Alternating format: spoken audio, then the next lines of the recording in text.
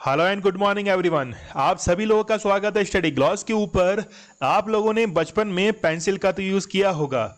बचपन में पेंसिल से इसलिए यूज़ करते हैं ताकि जो गलतियां की हैं उसे इरेजर से आसानी से इरेज कर सकें। लेकिन जब हम बड़े हो जाते हैं तो उसके बाद में अब गलती की कोई गुंजाइश नहीं बचती है। तो चलिए शुरू करते हैं हम लोग 9 जून के बहुत ही बेहतरीन करंट अफेयर के साथ में। और आज का करंट अफेयर काफ़ी स्पेशल होने वाला है। तो चलिए सबसे पहले शुरू करते हैं इंटरनेशनल और नेशनल न्यूज़ कवरेज के साथ। बड़ी साजिश की फिराक में पाकिस्तान। रिसेंटली क्या हुआ है कि पाकिस्तान ने अपनी सेनाओं को तैनात कर दिया है और 5 गुना उनकी क्वांटिटी बढ़ा दी है एलओसी के ऊपर, लाइन ऑफ एक्चुअल कंट्रोल के ऊपर। तो हो सकता है कि पाकिस्तान जो है वो किसी नई साजिश की फिराक में हो। जेफ बेजोस अगले महीने भरेंगे अंतरिक्ष की उड़ान। इन्होंने ये निश्चय किया है कि 20 जुलाई को ये अंतरिक्ष में जाएंगे अपने भाई के साथ में। अब ये देखना होगा कि अंतरिक्ष में जाने के बाद इनका अनुभव कैसा रहता है। तो देखेंगे हम लोग जब ये वापस आएंगे तो इनके अनुभव जो है वो शेयर किए जाएंगे।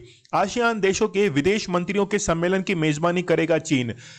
आज मतलब 9 जून को चीन जो है वो आसियान देशों की मीटिंग करेगा। बेसिकली टारगेट है कि चीन जो है वो भारत को घेरना चाहता है और यहां पर वैक्सीन डिप्लोमेसी के तहत वो म्यांमार, यहां तक कि थाईलैंड, फिर कंबोडिया, लाओस ऐसे देशों को वो टारगेट करने जा रहा है। तो चीन अपने मंसूबों में कहां तक कामयाब होता है ये तो आज देखा जाएगा।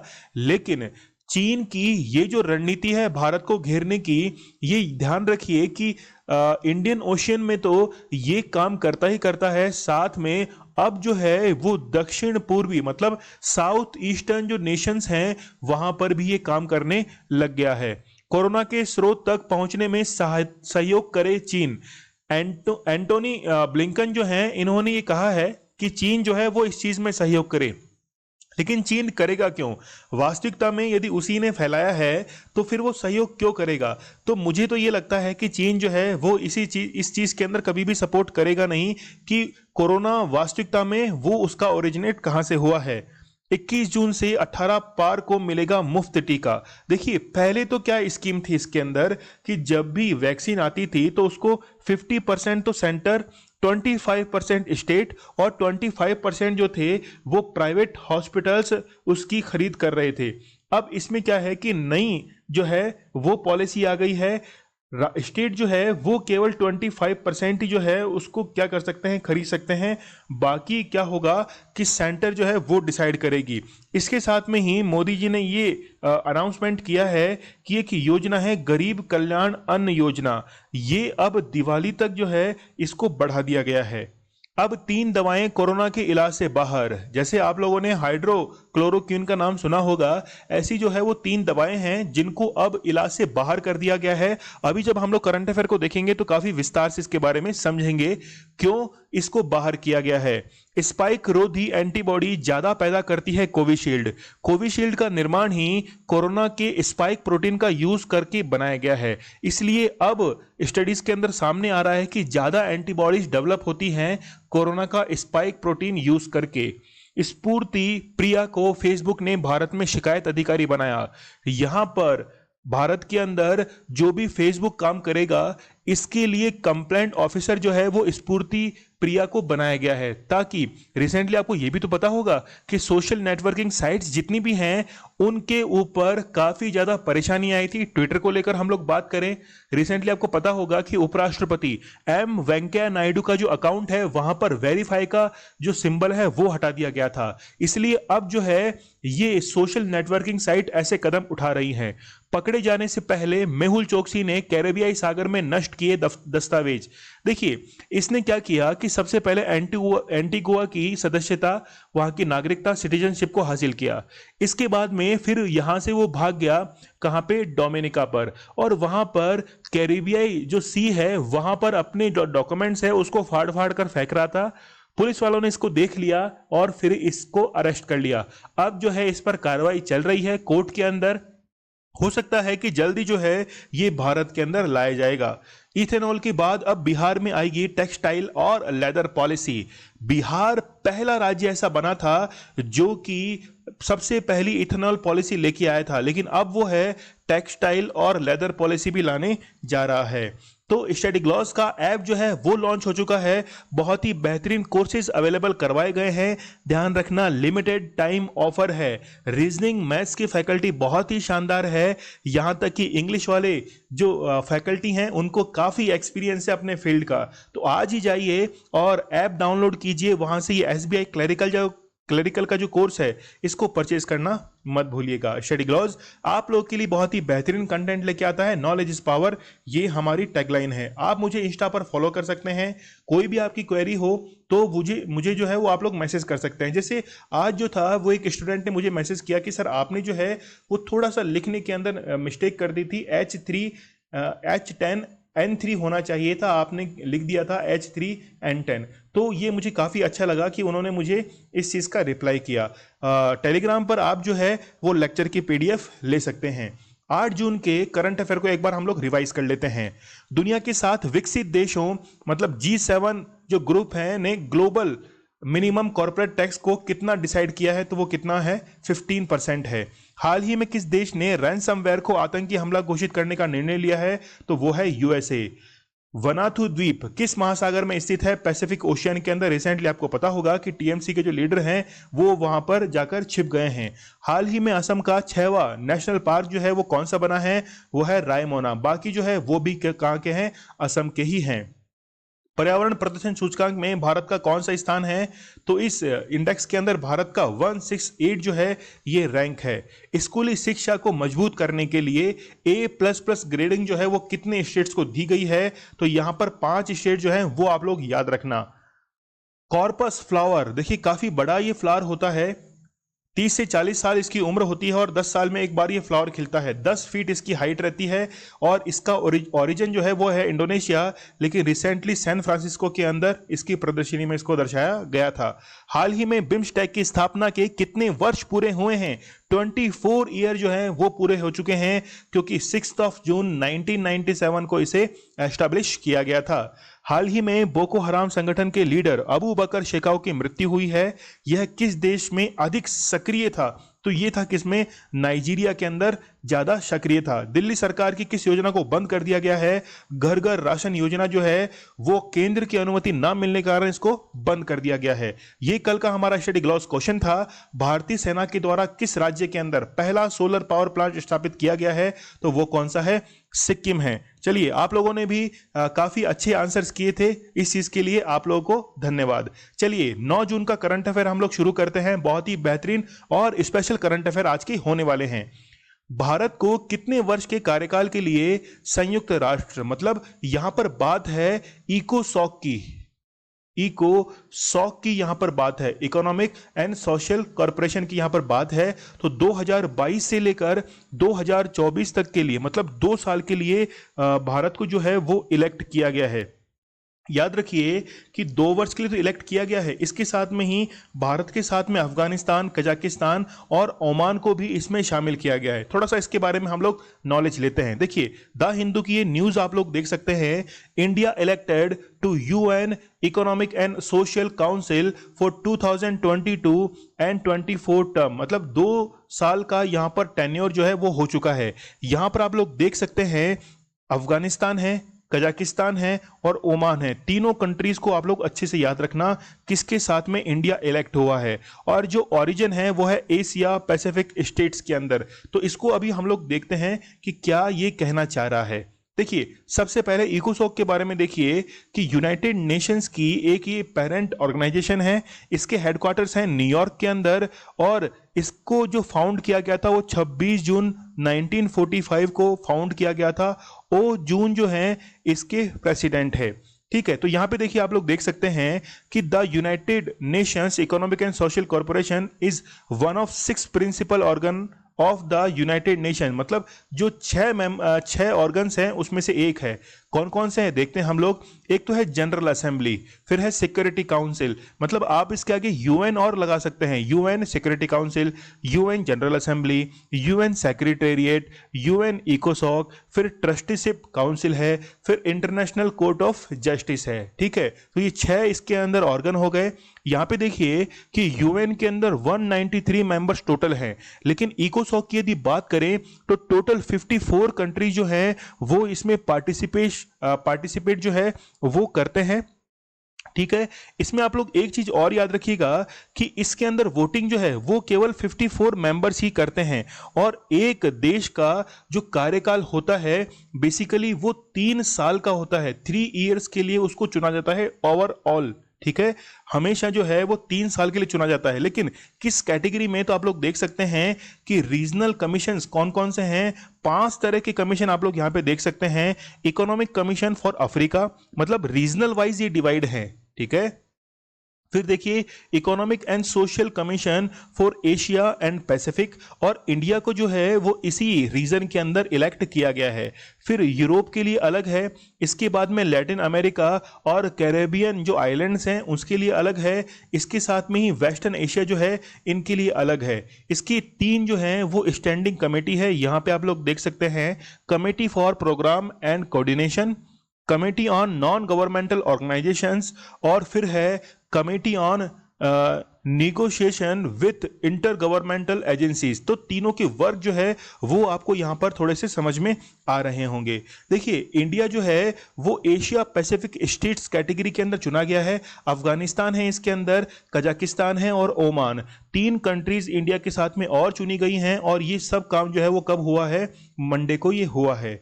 देखिए इंडिया का जो टर्म है यहां पर 2021-22 के अंदर इनको इलेक्ट किया गया है इंडिया को। तो इंडिया जो है वो नॉन परमानेंट मेंबर है, कहां पर, यूएन सिक्योरिटी काउंसिल के अंदर। ठीक है, और यूएन सिक्योरिटी काउंसिल के अंदर जो टोटल है, यानी कि टोटल इसके अंदर 15 मेंबर होते हैं। 5 तो होते हैं परमानेंट और 10 होते हैं कौन से, नॉन परमानेंट मेंबर यहां पर होते हैं। तो इंडिया जो है, India was on Tuesday elected to the इकोसॉक। तो इकोसॉक के लिए ये ट्यूसडे को इलेक्ट हुआ है, one of the 6 main organ of the United nation. तो यूनाइटेड नेशन के जो 6 ऑर्गन्स हैं उसमें से एक है इकोसॉक, और भारत को 2022 से 2024 के टर्म के लिए चुना गया है। ठीक है, तो 2 साल यहां पर टेनर होता है, लेकिन इसको मैक्सिमम 3 साल के लिए किया जा सकता है। एक स्पेशल कंडीशंस वहां पर फॉलो करनी होती है। इसके साथ में ही Indian ambassador to United Nation जो हैं वो है कौन, टीएस त्रिमूर्ति। इनका नाम आप लोग काफी अच्छे से याद रखना, कई बार एग्जाम में डायरेक्टली भी आ जाता है। फिर यहां पर एक टर्म आप लोग देख रहे हैं, vote of confidence in India. तो यूएन के जो मेंबर्स हैं उन्होंने इंडिया के फेवर के अंदर ये वोट्स किए हैं। चलिए आगे बढ़े हम लोग। यहां पे देखिए किस देश के विदेश मंत्री अब्दुल्ला शाहिद को संयुक्त राष्ट्र जनरल असेंबली में अध्यक्ष चुना गया है। तो आप लोग याद रखना किस देश से हैं, ये है मालदीव से। यहां पे आप लोग देख सकते हैं कि मालदीव से ये चुने गए हैं। बेसिकली इंडिया के पास में 2 ऑप्शन थे, एक तो है अफगानिस्तान और एक है मालदीव। ठीक है, तो अफगानिस्तान ने अपना जो मेंबर है, अफगानिस्तान ने अपना जो मेंबर उतारा था वो जनवरी 2021 के अंदर उतारा। लेकिन उससे पहले ही भारत जो था वो मालदीव से ये वादा कर चुका था कि जब भी ये इलेक्शंस होंगे तो हम जो हैं वो आपको वोट करेंगे, और भारत ने किया भी ऐसा। देखिए भारत जो है वो मालदीव का एक मित्र देश है।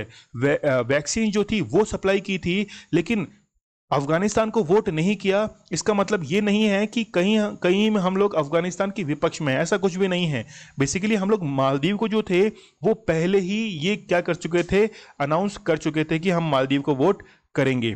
ठीक है, यहां पे आप लोग देखिए कि as Maldives win UN general assembly election by big margin, India expects close corporation. देखिए यहां पर इंडिया जो था वो अफगानिस्तान को वोट कर सकता था, लेकिन मालदीव को वोट किया है। और यहां पर जो फॉरेन मिनिस्टर हैं वो कौन है, अब्दुल्ला शाहिद हैं। देखिए ये 6 ऑर्गन तो अभी हम लोगों ने देखे हैं, इनमें से एक ऑर्गन जो है, एक ऑर्गन सिक्योरिटी काउंसिल, यहां पर जो है सिक्योरिटी काउंसिल, इसके लिए तो अभी हम लोगों ने बात की थी। भारत जो है वो 2021-22 के लिए इसमें चुना जा चुका है। ठीक है, सिक्योरिटी काउंसिल के अंदर। अब जो है यूनाइटेड नेशन जनरल असेंबली के अंदर 193 मेंबर हैं, और प्रत्येक देश को प्रतिवर्ष जो है इसकी अध्यक्षता दी जाती है। ठीक है, यूनाइटेड नेशंस की जो जनरल असेंबली है, हर देश जो है वो हर साल इसकी अध्यक्षता करता है। तो अब जो है वो मालदीव को 1 साल के लिए, फॉर 1 ईयर, मालदीव जो है वो इसकी प्रेसिडेंसी संभालेगा। देखिए हम लोग यहाँ पर एक लीडर के बारे में बात करना चाहेंगे, और वो है वोल्कान बॉज़कीर। तो वोल्कान बॉज़कीर जो है वो अभी इस प्रेसिडेंशियल शिप पर थे, और ये किसके हैं, ये टर्की देश से संबंध रखते हैं। लेकिन यहाँ पे आप लोग पूरी न्यूज देखिए, India hits out at UN general assembly president Volkan for comments on Jammu and Kashmir. देखिए ये क्या थे कि पाकिस्तान की यात्रा पर थे, तो पाकिस्तान की यात्रा पर जब थे तो इन्होंने जम्मू एंड कश्मीर के लिए ये कहा कि जम्मू एंड कश्मीर भारत और पाकिस्तान में ठीक उसी तरह का मुद्दा है जैसे इजराइल और फिलिस्तीन के बीच में गाजा पट्टी को लेकर है। ठीक है, तो कंपैरिजन किया उसके साथ में, इसलिए भारत ने क्या किया कि इसके विपक्ष में वोट डाला। ठीक है, तो मतलब इनको ये हटाना चाहते थे, इंडिया जो था वो वोल्कान को हटाना चाहता था, इसीलिए क्या किया, इनको इलेक्ट किया है मालदीव को। देखिए यूएन जो सिक्योरिटी काउंसिल है यहाँ पर टोटल 15 सीट है। 15 में से आप ये जो देख रहे हैं वो तो है परमानेंट मेंबर, और परमानेंट मेंबर के अंदर चाइना है, फ्रांस है, इसके बाद में यूके है, रशिया है और फिर यूएसए है। और देखिए ये जो 5 परमानेंट मेंबर होते हैं ये कभी भी यूएन जनरल असेंबली के अध्यक्ष नहीं बनते हैं। मतलब ये हो गया कि टोटल होते हैं 193, और 193 के अंदर से हम लोग माइनस कर दे 5 को तो यहां पर बचेंगे कितने, 188। तो टोटल 188 मेंबर जो हैं वही क्या करते हैं, इसकी प्रेसिडेंशियल को संभालते हैं। तो आप लोग ये जो है इस बात को आप लोग ध्यान रखना। देखिए यहां पर आप लोग देख सकते हैं कि भारत जो है वो इसका 8 बार जो है वो अध्यक्ष बन चुका है। सीधे सीधे आप लोग समझिए कि आप लोगों ने विजय लक्ष्मी पंडित का नाम सुना होगा। विजय लक्ष्मी पंडित पहली महिला थी जो कि यूएन जनरल असेंबली के लिए चुनी गई थी। ठीक वैसे ही अब जो है वो कौन चुने गए हैं, वो चुने गए हैं अब्दुल्ला शाहिद। तो आप लोगों को शायद ये टॉपिक जो है वो क्लियर हो चुका होगा। अमेजन के संस्थापक जेफ बेजोस किस अंतरिक्ष यान से अंतरिक्ष यात्रा करेंगे, तो इनका जो अंतरिक्ष यान है वो कौन सा है, न्यू शेपर्ड जो है ये इनका अंतरिक्ष यान है। कब करने वाले हैं ये 20 जुलाई को करने वाले हैं। 20 जुलाई को ही क्यों, क्योंकि 20 जुलाई को जो है वो अपोलो 11 का मिशन जो था वो लॉन्च हुआ था। तो ये जो है ब्लू ओरिजिन का एक स्पेसशिप है, और ब्लू ओरिजिन किसकी है, अमेजन के फाउंडर जेफ बेजोस की है। यहां पर आप लोग फोर्थ जो ऑप्शन देख रहे हैं लॉन्ग मार्च 5B, ये चाइना का एक रॉकेट था जिसमें चाइना ने IIS पर, इंटरनेशनल स्पेस स्टेशन पर, ISS पर क्या भेजा था, इंटरनेशनल स्पेस स्टेशन पर कुछ इक्विपमेंट जो थे वो भिजवाए थे। लेकिन इसका जो फ्यूल टैंक था वो मालदीव के पश्चिमी वेस्टर्न साइड के अंदर ही आकर गिरा था। तो यहाँ पे आप लोग देख सकते हैं कि जुलाई के अंदर, मतलब 20 जुलाई को ये जो है ये अंतरिक्ष में जाएंगे विथ हिज ब्रदर। तो इनके साथ में इनके भाई भी जो है वो साथ में जाएंगे। तो यहाँ पे देखिए आप लोग, ये जब अंतरिक्ष में सफर करेगा तो इसके बाद में ये जो कैप्सूल है ये तो क्या हो जाएगा, ये तो ऊपर की तरफ अंतरिक्ष में चला जाएगा और ये ग्रेविटी से बाहर चला जाएगा, जबकि ये फ्यूल टैंक जो है वो नीचे की तरफ आ जाएगा। जो बूस्टर जो है वो लैंडिंग करेगा। तो बूस्टर वापस से, यानी कि रिसाइकल बूस्टर हम लोग इसको कह सकते हैं, वापस से इसका यूज किया जाएगा। और ये जो कैप्सूल है, ये कैप्सूल जो है वो अलग लैंड करेगा। ठीक है, तो दोनों का कंसेप्ट जो है वो इसके अंदर अलग अलग है। ठीक है, तो कई बार क्या होता है कि ये कैप्सूल जो है वो इसके साथ में अटैच ही रहता है और इसके साथ में भी ये लैंड वापस से कर जाता है। यहाँ पे आप लोग देख सकते हैं कार्बन लाइन लिखा हुआ है। तो जो अर्थ की क्रस्ट है वहां से 100 किलोमीटर ऊपर जो है ये कार्बन लाइन होती है। इसके ऊपर ही जब निकल जाते हैं तो ये माना जाता है कि हम लोग अंतरिक्ष में पहुंच गए हैं। तो ये जो प्लेन है, ये जो स्पेसशिप है, ये क्या करेगा, केवल इस कार्बन लाइन को ही क्रॉस करेगा। चलिए यहां पे हम लोग देख सकते हैं न्यू शेपर्ड के बारे में। Amazon founder Jeff Bezos on Monday announce that he will be flying to space on the first crewed flight of the New Shepard. तो ये जो रॉकेट है ये ब्लू ओरिजिन कंपनी का है। इसके साथ में देखिए यहाँ पे आप लोग देख सकते हैं कि ये क्या है, इनकी फर्स्ट फ्लाइट है। इनके भाई जो हैं वो भी इनके साथ में जाएंगे। लेकिन देखिए टोटल जो मेंबर जाएंगे इसके अंदर वो 6 मेंबर्स हैं। इसमें से एक तो हो गए कौन, जेफ बेजोस हो गए, फिर इनके भाई हो गए, और एक सीट जो है वो रिजर्व की गई है और उसकी नीलामी की जाएगी और जो भी व्यक्ति उसको खरीदेगा। तो यहाँ पे आप लोग देख सकते हैं the auction will and on June 12। तो 12 जून को ये ऑक्शन खत्म होने वाली है। यदि आप लोग को पार्टिसिपेट करना है तो आप जो है ये रकम अदा करके आप भी अंतरिक्ष में लुत्फ उठा सकते हैं जेफ बेजोस के साथ घूमने का। ठीक है, तो चलिए आप लोग मुझे कमेंट सेक्शन में बता देना कि आप लोगों में से कौन कौन जो है वो जाने को तैयार है। आसियान देशों के विदेश मंत्रियों के सम्मेलन की मेजबानी कौन सा देश कर रहा है? तो ये कौन सा कर रहा है? चाइना कर रहा है। देखिए चाइना को ये मेजबानी करने की जरूरत क्यों पड़ी है? देखिए चाइना जो है वो क्या करना चाहता है कि एक तो ओशंस के थ्रू इंडिया को घेरना चाहता है, इसके साथ में ही भारत के जितने भी पड़ोसी देश हैं, मतलब हमारी एक पॉलिसी है, कौन सी? Look east policy. तो लुक ईस्ट पॉलिसी जो है उसको भी डिफेंड करना चाहता है चाइना। और चाइना जो है यहाँ पर वैक्सीन पॉलिसी की एक जो है वो अपनी डिमांड भी रखना चाह रहा है कि हम जो हैं वो आपको सिनोफार्म, इसके साथ में सिनोवैक जो है ये वैक्सीन्स आप लोगों को सप्लाई करेंगे। जैसे म्यांमार की बात है, वहाँ पर जो है वो कू लगा हुआ है, इसलिए ये चाइना चाह रहा है कि वहाँ पर वैक्सीन डिप्लोमेसी का फ़ायदा उठाया जाए। तो आप लोग यहाँ पे देख सकते हैं कि ASEAN and China minister talk covid Myanmar crisis. ठीक है, तो इसके बारे में भी जो है म्यांमार क्राइसिस के बारे में भी यहाँ पर बातचीत होने वाली है। फिर यहाँ पे आप लोग देख सकते हैं कि फॉरेन मिनिस्टर जो हैं वो इसके अंदर पार्टिसिपेट करेंगे। चलिए आगे बढ़े हम लोग। यहाँ पे देखिए आसियान के बारे में। आसियान जो है इसके हेडक्वार्टर कहाँ है? जकार्ता इंडोनेशिया के अंदर। 8 अगस्त 1967 को ये फाउंड किया गया था बैंकॉक थाईलैंड के अंदर। और फाउंडर्स के अंदर आप लोग देख सकते हैं अब्दुल रजाक हैं, नारसिको रवास हैं, ठीक है, इसके बाद में अदम मलिक हैं, एस राज रत्नम हैं। ठीक है, तो ये आप लोग नाम देख सकते हैं। आसियान के जो मेंबर कंट्रीज है उसमें म्यांमार है, थाईलैंड है, कंबोडिया है, सिंगापुर है, इंडोनेशिया है, मलेशिया है, ब्रुनई है, वियतनाम, लाओस और फिलीपींस है। यहाँ पर आप लोग एक यूपीएससी के अंदर कई बार क्वेश्चन आ चुका है कि जो लैंडलॉक कंट्रीज है उसके बारे में वो क्वेश्चन जरूर पूछता है। मुझे याद है कि 2016 के अंदर एक क्वेश्चन पूछा गया था, वहां पर कुछ कंट्रीज के नाम दिए हुए थे और कंट्रीज के नाम में से एक कंट्री जो थी वो 1 या 2 कंट्री उसमें से एलिमिनेट करनी थी जो कि मेडिटेरियन सी को टच नहीं करती है। तो उसमें जॉर्डन, इसके साथ में सीरिया, ऐसे कई नाम जो थे वो ऑप्शन के अंदर थे। फिर एक क्वेश्चन जो है वो पैटर्न ये भी रहता है कि आपको एलिमिनेट करना होता है कि कौन सी जो है वो कंट्री लैंडलॉक नहीं है या कौन कौन सी लैंडलॉक है। तो आप लोग याद रखना लाओस जो है वो एक लैंडलॉक कंट्री है। चलिए यहां हम लोग देख लेते हैं कि इंडोनेशिया के फॉरेन मिनिस्टर जो हैं रेटनो मरसूदी, उन्होंने क्या किया है, ये जो है इसको अनाउंस किया है और चाइना जो है वो आसियान को अब होस्ट करने वाला है। वैक्सीन डिप्लोमेसी का ये फायदा उठाएगा। सिनोफार्म और सिनोवैक 2 वैक्सीन जो है वो क्या करेगा, इन जो कंट्रीज के अंदर साउथ ईस्ट एशियन नेशन जो है यहाँ पर सप्लाई करने की वो बात करेगा।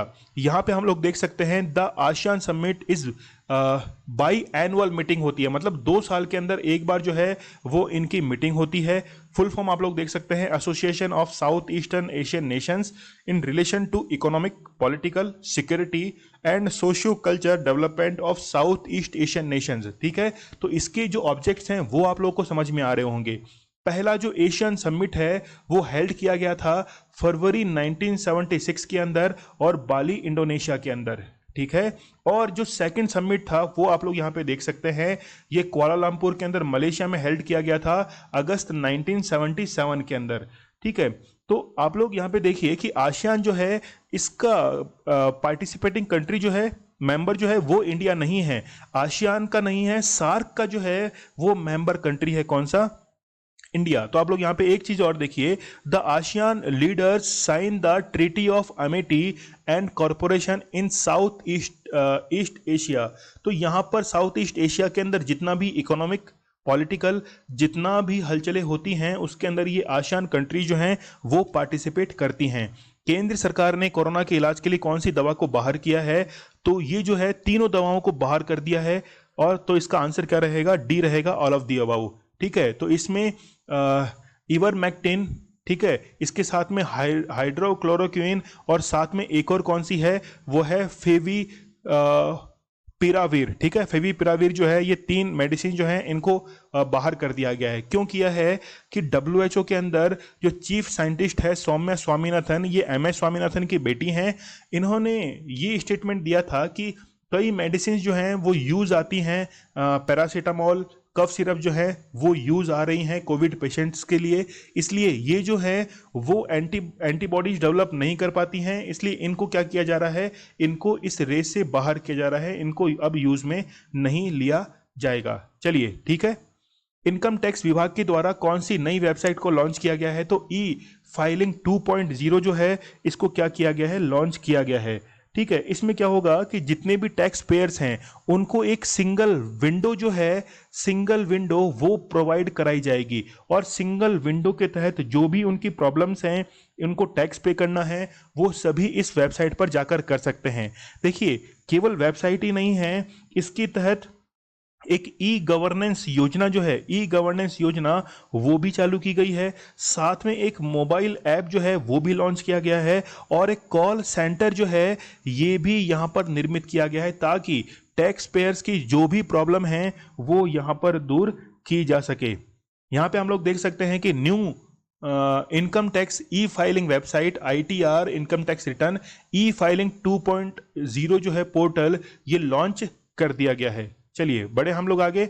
इंडिया बायोडायवर्सिटी अवार्ड 2021 से किसे सम्मानित किया गया है, तो यहां पर जो सम्मानित किया गया है, बहुत ही बेहतरीन इन्होंने केरल के अंदर काम किया, इनका नाम है शाहजी एनम। शाहजी एनम जो है वो इनका नाम है। इन्होंने क्या किया था कि जितनी भी पालतू प्रजातियां हैं, मतलब आप लोगों ने देखा होगा शकरकंद, ठीक है, आलू, कसावा, जो भी जमीन के नीचे लगती हैं, ऐसी कम से कम 200 इन्होंने प्रजाति को क्या किया है, संरक्षित किया है। केरल से इनका संबंध है, इसीलिए उनको इंडिया बायोडायवर्सिटी अवार्ड जो है वो दिया गया है। हाल ही में आयुष्मान भारत योजना को तेलंगाना के किस योजना के साथ, तो ये जो है आरोग्य श्री योजना, तेलंगाना की एक योजना है, कौन सी, आरोग्य श्री, इस योजना के साथ में इसको जोड़ दिया गया है। ठीक है, आयुष्मान भारत योजना जो है इसकी शुरुआत की गई थी 23 सितंबर 2018 को झारखंड की राजधानी रांची से।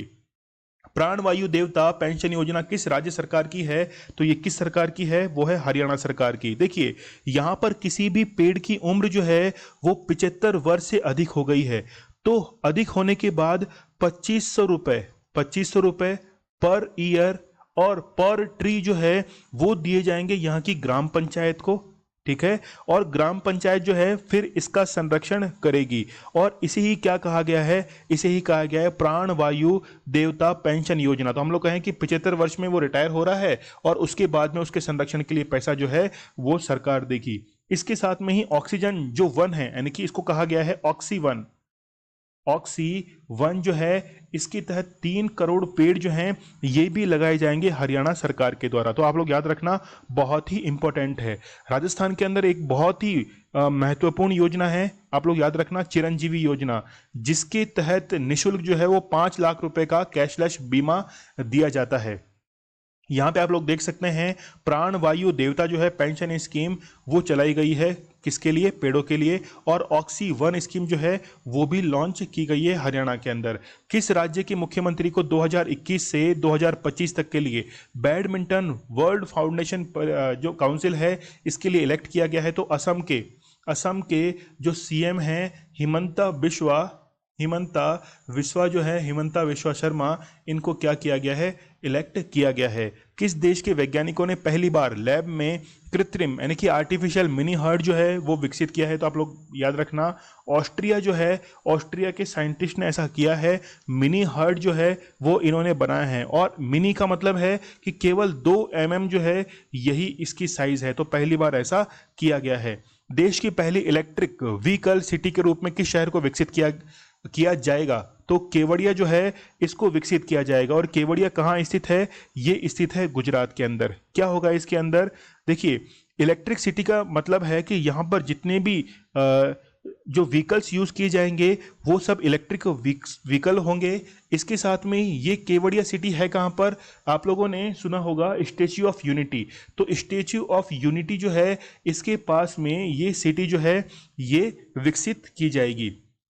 चलिए, यहाँ पे आप लोग देख सकते हैं कि इलेक्ट्रिक मोबिलिटी जो है वो यूज की जाती है सबसे ज्यादा कहाँ पर, नॉर्वे के अंदर। तो सबसे ज्यादा सेल जो है ये 2018 का डाटा है, और सबसे ज्यादा सेल होती है कहाँ पर, नॉर्वे के अंदर। और यहाँ पर तो इंडिया का इसके अंदर नाम भी नहीं आ रहा है, तो मतलब इलेक्ट्रिक व्हीकल्स की सेलिंग के अंदर भारत जो है वो काफी पीछे है।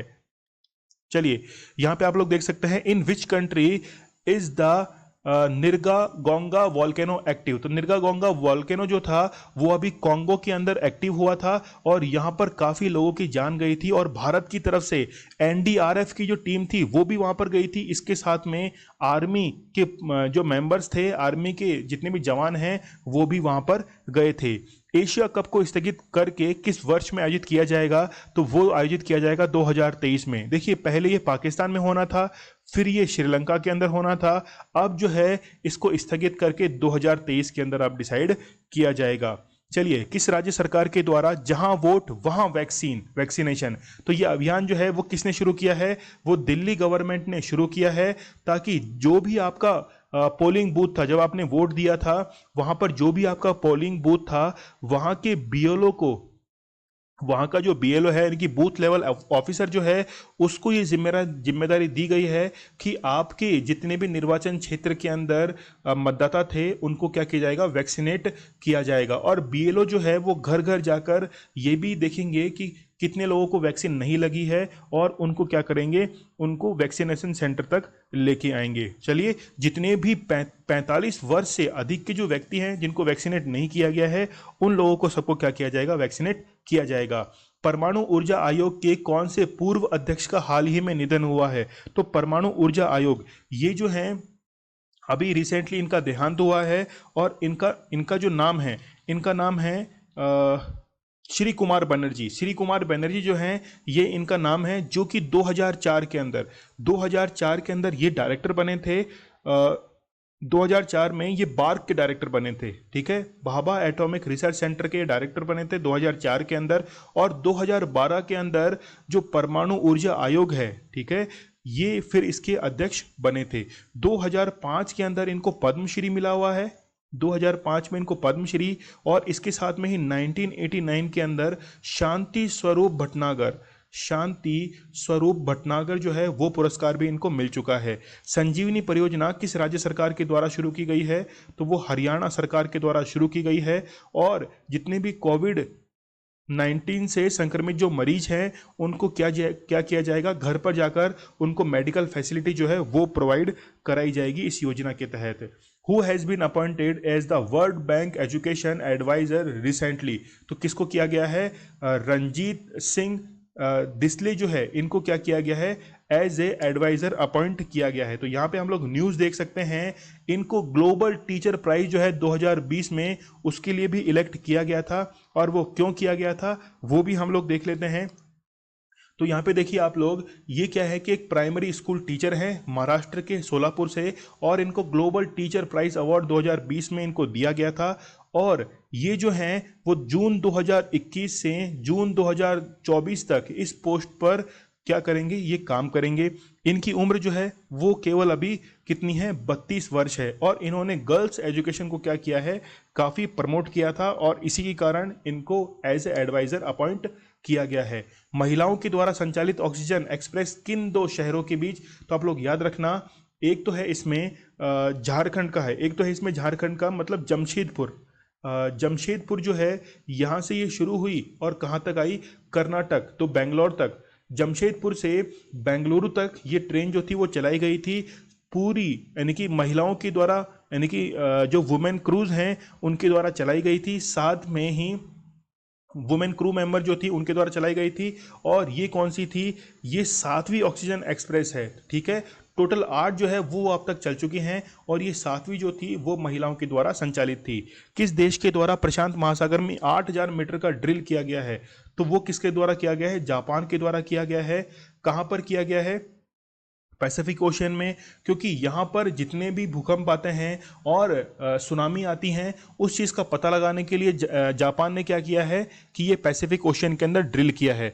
देखिए, जापान ने पहली बार नहीं किया है, इससे पहले इन्होंने जो मैरियाना ट्रेंच है वहाँ पर भी 4.3 मीटर का एक ड्रिल किया था। चलिए, ये आज आपके लिए स्टडी ग्लॉस क्वेश्चन है कि 100% नल से जल पहुँचाने में कौन सा जो प्रदेश है वो चौथे स्थान पर आया है। तो आप लोग मुझे एक काम करना कि पहले, दूसरे, तीसरे और चौथे सबका नाम लिख के मुझे कमेंट सेक्शन में इसका आंसर करना, और इस क्वेश्चन का आंसर जो है वो मुझे कमेंट सेक्शन में करना मत भूलिएगा।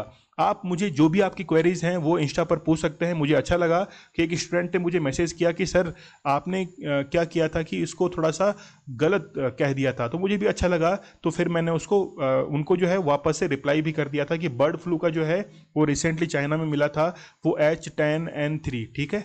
तो ये था नंबर, मैंने मिस कर दिया था, H3N10 वहाँ पे लिख दिया था। तो आप टेलीग्राम पर इस लेक्चर की PDF जो है वो प्राप्त कर सकते हैं। तो स्टडी ग्लॉस आप लोगों के लिए बहुत ही बेहतरीन कंटेंट लेके आता है। नॉलेज इज पावर, ये हमारी टैगलाइन। तो चलिए मिलते हैं हम लोग नेक्स्ट लेक्चर के अंदर। कल बहुत ही बेहतरीन करंट अफेयर के साथ मिलेंगे।